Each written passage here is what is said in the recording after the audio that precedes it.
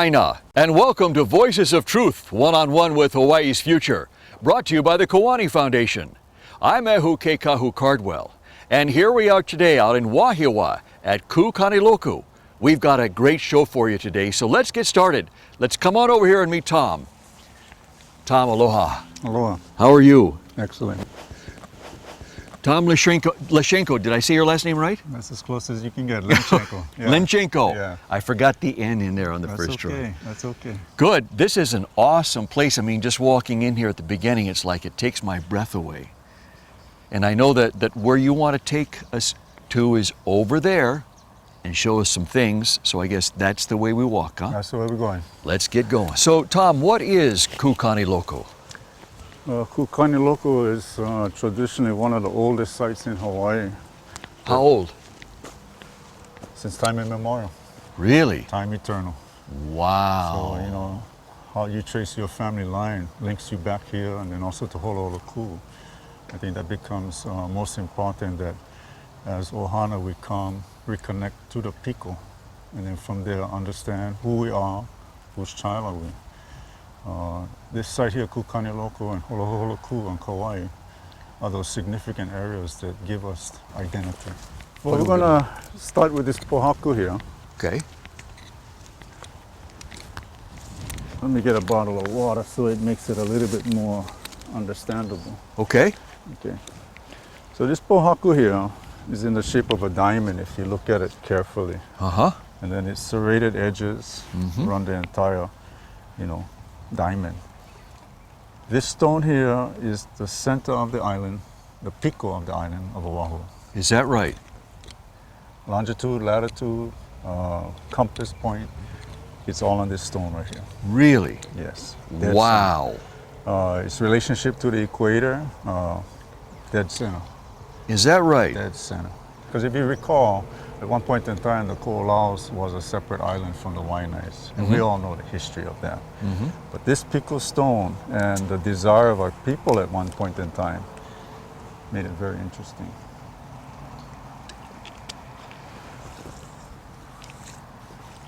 Oh, look at that. Oh my goodness. Just watch your feet so I don't get them all muddy now. Yeah. Look at that. Okay, so this kind of gives us a pretty good idea and an understanding, how our Ohana and their intelligence at one point in time Wow. became significant. Yeah. Yes. I hope the camera can pick this up. So if you look carefully now, there are two concentric circles here. Yeah. So this one more predominant right now. You can see the concentric rings. And Yes. and it's picot here. Picot, the center right there. Yeah. Yeah. Okay, and then if you look here, there's another one. Kind of probably a little bit older or less significant, but you can see it here. There it is. Yeah. Yep. And it's picot. Picot's someplace around right here. in there. You Yeah. tell me where it is. Yeah. Looks like it may be right in there. Very good. Yeah. So if you take these 2 points here and you run a straight edge, that'll give you the north and the south cardinal points. Wow. And then from this point here to this point here, gives you the west and the east. Wow. Amazing. So this is what would be termed as an analemma sundial. So it's using the sun and the pohaku in a figure 8. So if I understand you, Tom, they put this here as a measurement, not only for in terms of like a sundial, but also in terms of like a compass, yeah? Totally, yeah. See, in the old days, Kukaniloko, to anchor the cry from within. Ku, to anchor, Kani, to cry out. Loko, the na'au, or the womb where the baby was. So That's what it means. to anchor the cry from within. Wow. Yeah, so amazing. real spirit. So if you look at the relationship from the picot here and the two mountain ranges, the Ko'olau becoming the Kani, Yep. and then the Waianaes, the older of the two islands, becoming the Wahine. Wow. Yeah. How did they know back then that this was the picot? How did they measure that? How did they know that? That's a question I'm still searching and trying to find the answer. Is that right? Yeah, because you see, in the old days when they split up the lands through the Kukaniloko, basically what it was for was to create the educational center. Okay, so we come to understand under the rule of Maili Kukai, he took the firstborn of the Likas and also of the commoner, which I guess we're all the same, but they call them commoners in the history today, and raised them as his own. And this was done at the Kukaniloko, the long houses.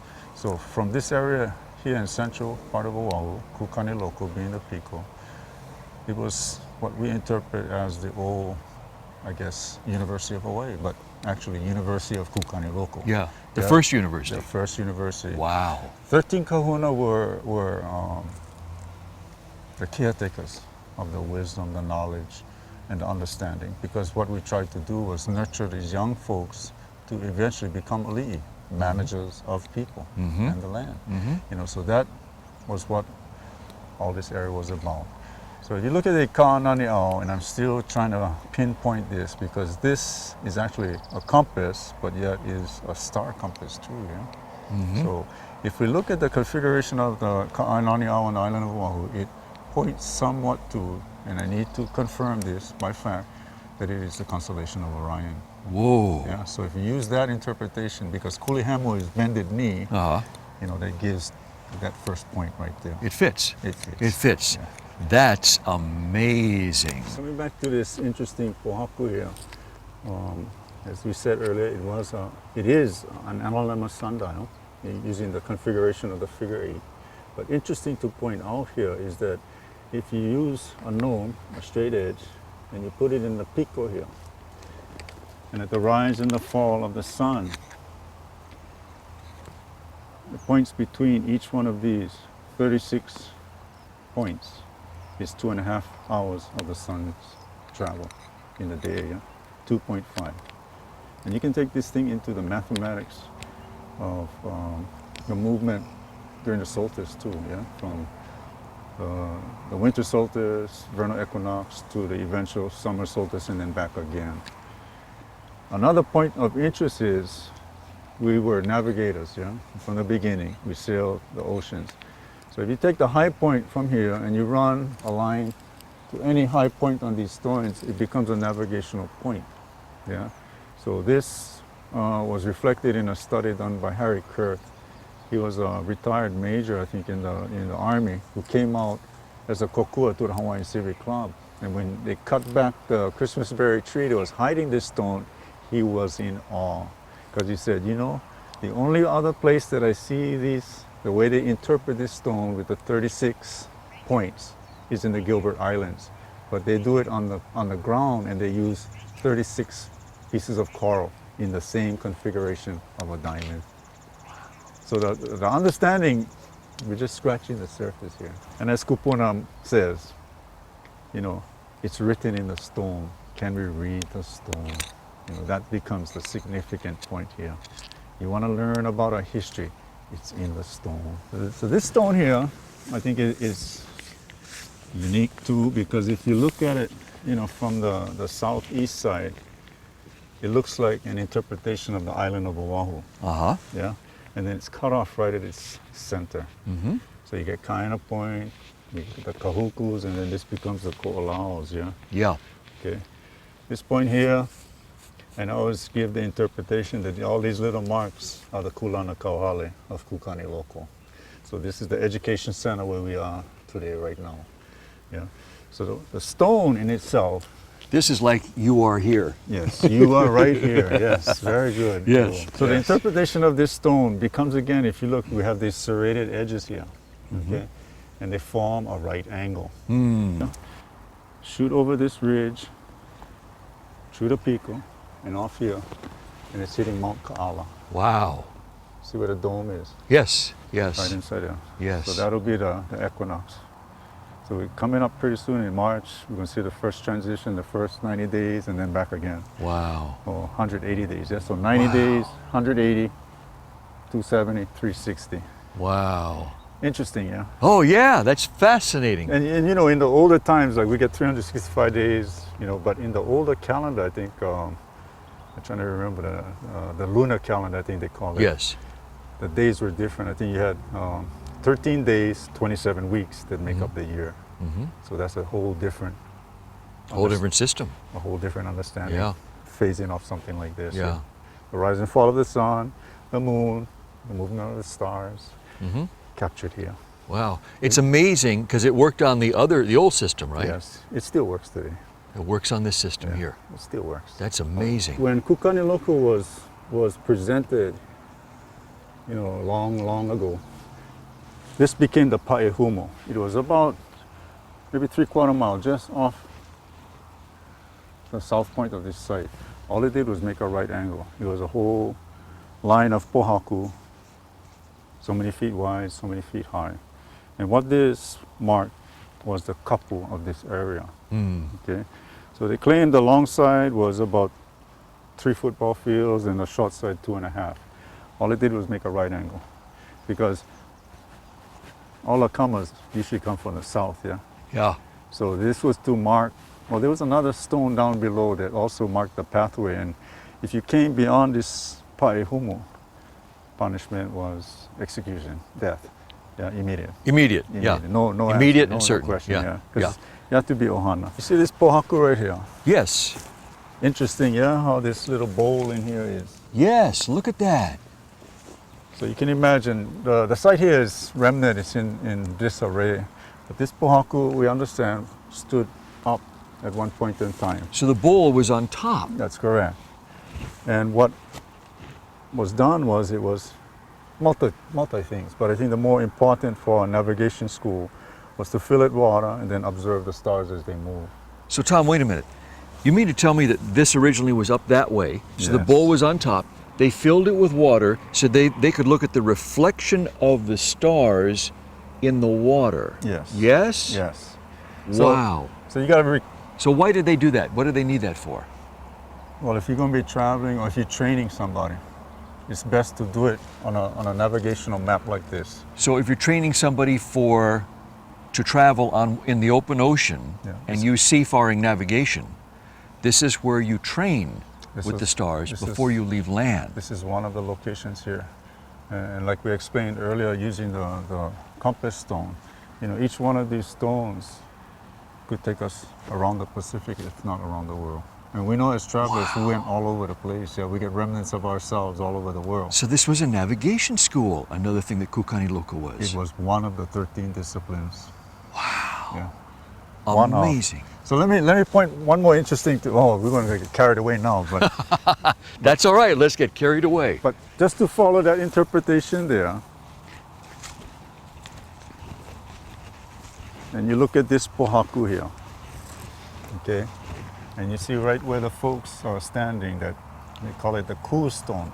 Yes. So that point there would be the prow of the va'a, or the head point. The front of the canoe. Right. Yeah. And this would be the navigator's seat, This is where he sat. So right there. right here. Right there, yeah. So Okay. if you sit down like this, Yeah. and what we're looking at now, this gives us the whole advantage of wherever we're going to be sailing. Yeah. Yeah. So if we take points from the diamond-shaped stone and run lines, Tuamatus, Bora Bora, you can go far east, you can go to the north.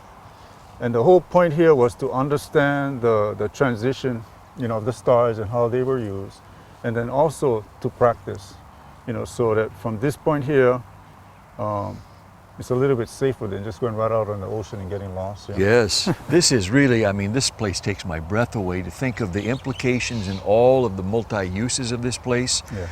But also, what it implies here is the depth and knowledge and expertise of the ancient Hawaiian culture.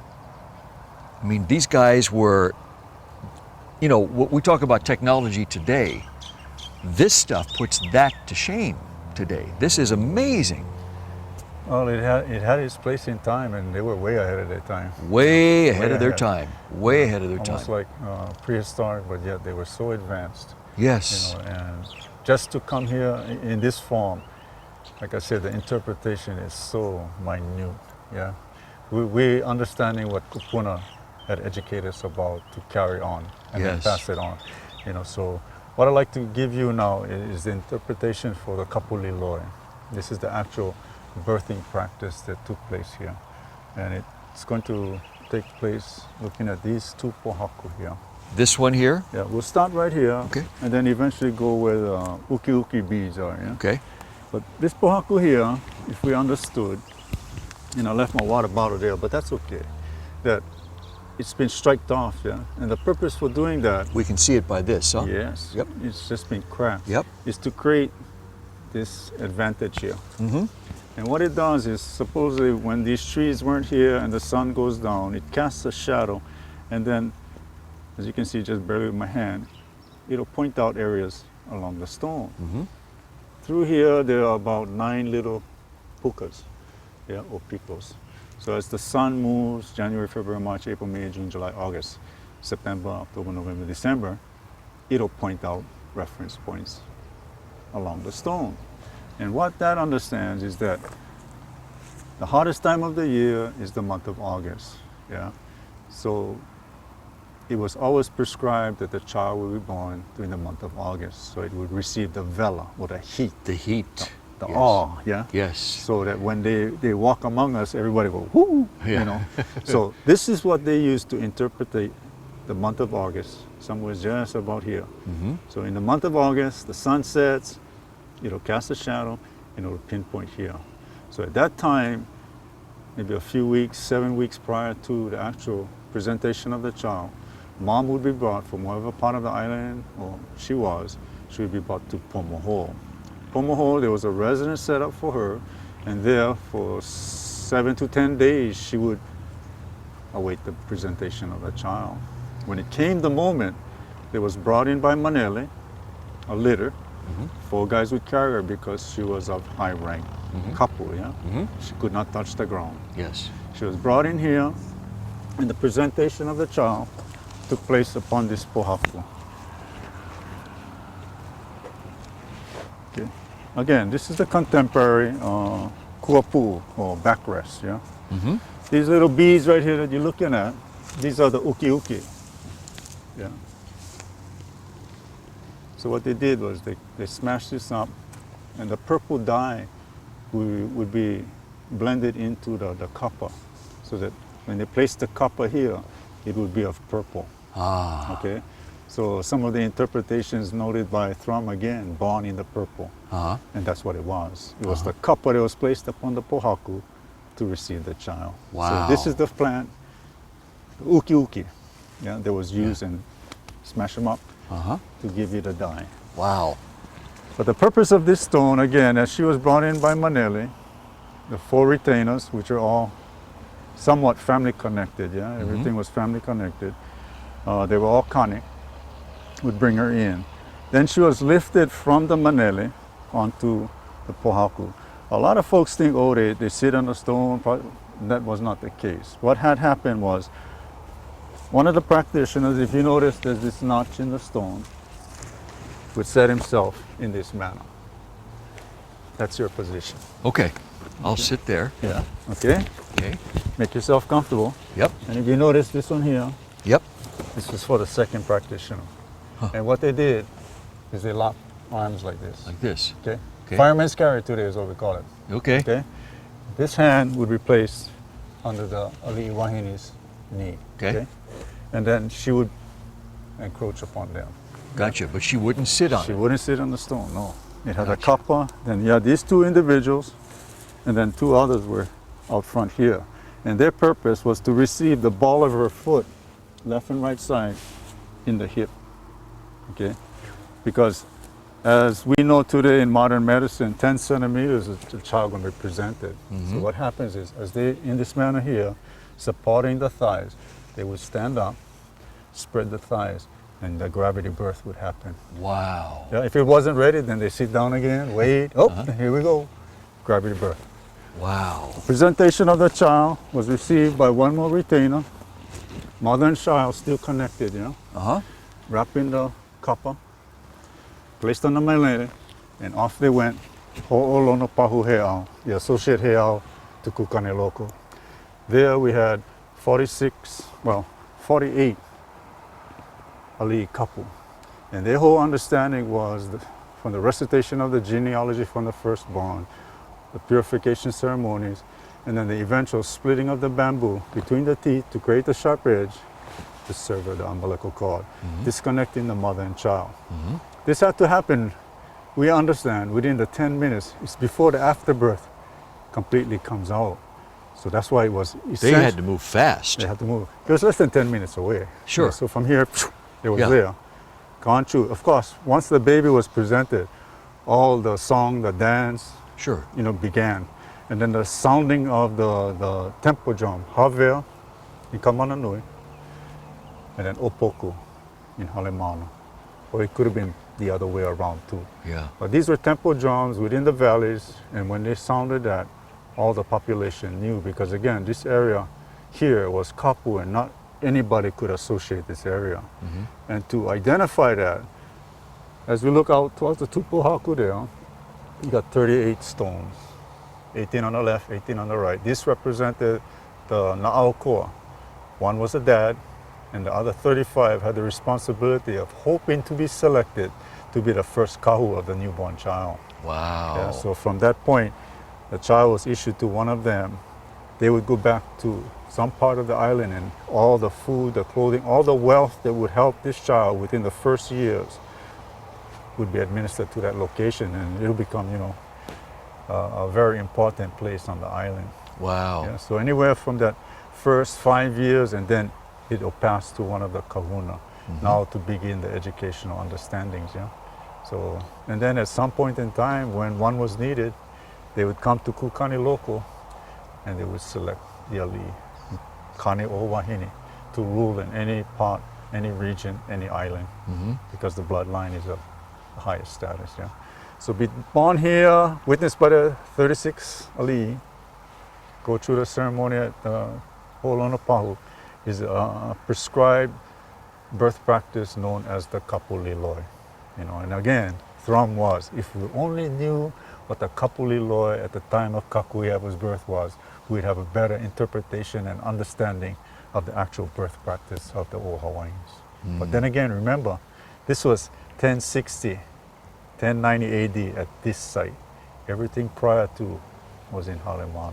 Wow. And that Kuapu'u is still there too. Wow. That's So- amazing. So like I said, it's a matter of the Ka'anani'au being understood, that is how we focus in understanding. And the inheritance for us is us.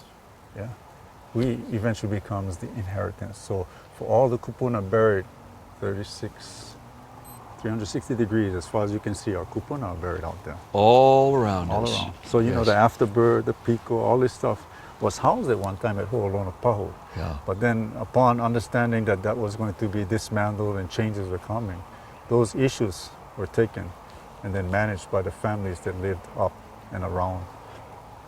And those sites are still there today. Wow. Yeah. Tom, what does this say? What message does Kukaniloko have for the future of Hawaii? Well, the message that our family understands is to protect the privilege of Kukaniloko, because we love them for all time.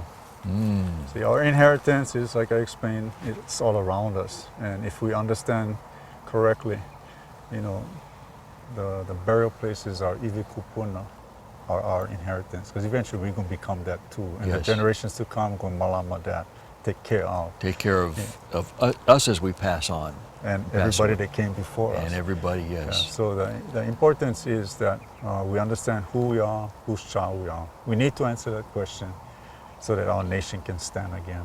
Tom, this is this is an amazing place that just takes my breath away.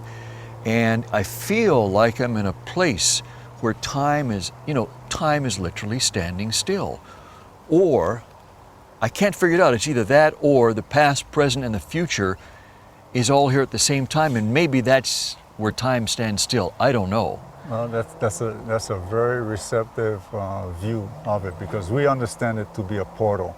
And the reason that we come here is to communicate with our kupuna, our Yes. ancestors, and it's not only for us, it's for all ethnicities. So all visitors that come here, It's for the world. It's for the Yeah. planet. it's because their kupuna are calling them. And Yes. if they could just understand that, because a lot of people drive up and they're looking like, wow, this is a neat place. Why am I here? It's because your family member ask you to come here so they could see you again, you know, and know that their family line is still continuing till today. Wow. Yeah.